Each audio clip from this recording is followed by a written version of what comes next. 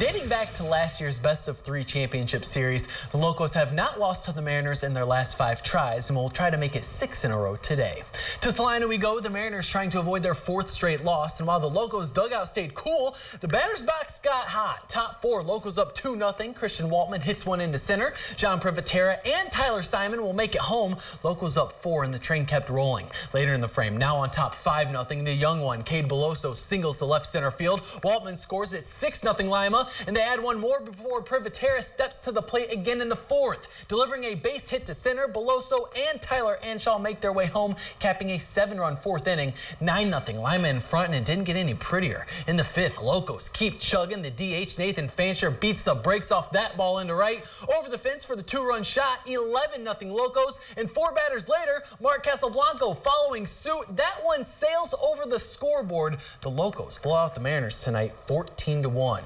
It's win or go home in the Acme districts. Van Wert and Elida playing for a spot in the title game. And the Cougars came out ready to go. Owen Treese gets a hold of one and puts it deep to center field. Jackson Amweg waits until it falls and takes off. He gets the green light. Van Wert scores 4 runs in the first 2 innings to take a big 4-run lead.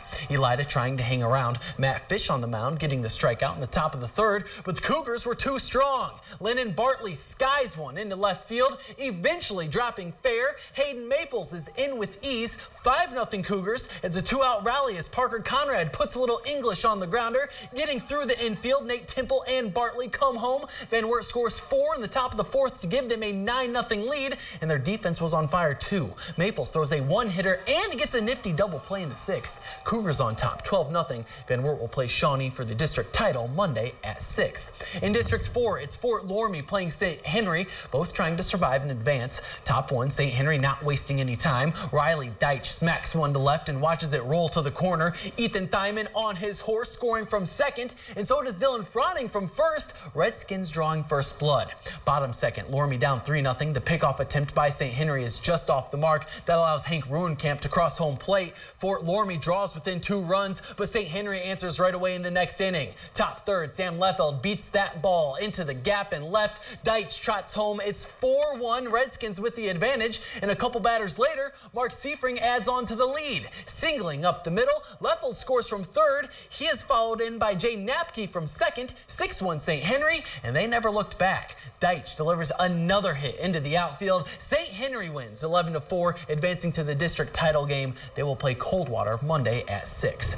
Big league ball, the Reds are going for a sweep of the St. Louis Cardinals. Down by 2 with the bases juiced in the top of the 4th, Adam Duvall singles with a ground ball to left field. Joey Votto and Eugenio Suarez score to tie things up, but the Cardinals come alive in the bottom of the frame. Tommy Pham takes advantage of the loaded bag situation. St. Louis scores 4 in the inning. The Reds fall 6-4.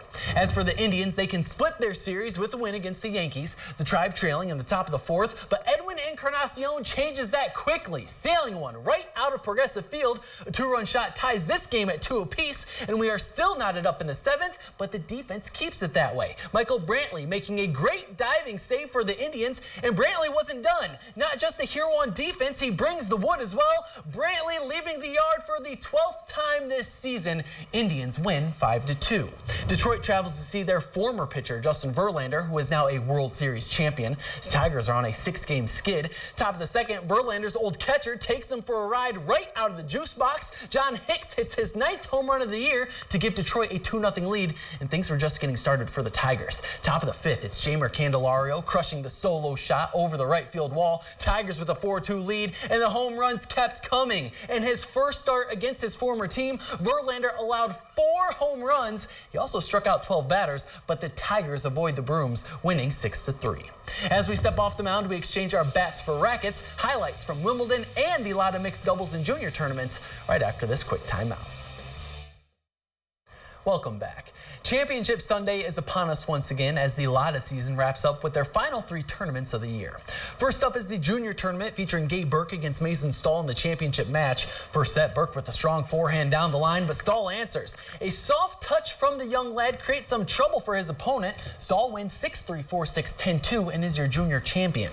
In the combined 70s round robin tournament, Jeff Arthur and Gina Haggard facing Brad Kelly and Mary Lou Roush. Starting with Roush, she puts one down the line beautifully for the point, but Jeff Arthur responds accordingly. The Shawnee grad splits his opponents. Arthur and Haggard go 3-0 on the weekend for the title. Finally, the main event, the title match in mixed doubles, Andrea Brown and Isaac Hanover against John Kidd and Diane French. Here, Brown puts a little power on the return as Kidd can't send it back, but the LCC grad has an answer moments later. Kidd with the overhand smash right in your living room. Kidd and French go on to win the title 6-2, 6-0. Across the pond, Wimbledon wrapping up with the men's finals. Novak Djokovic taking on first-time finalist Kevin Anderson, and the Joker was in command from the start. Already up 2 sets, the Serbian serves up an ace right down the middle to tie set 3 at 6-all.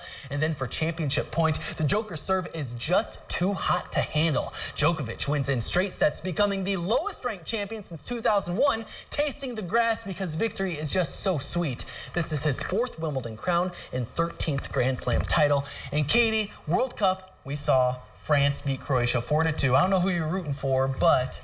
You know, I really wasn't rooting for either of them. My brother was rooting for Croatia. He was a little sad they lost, but hey, you know, second's not bad, right? That's not too shabby, I'd say. So thanks so much, John. We'll wrap things up after the break.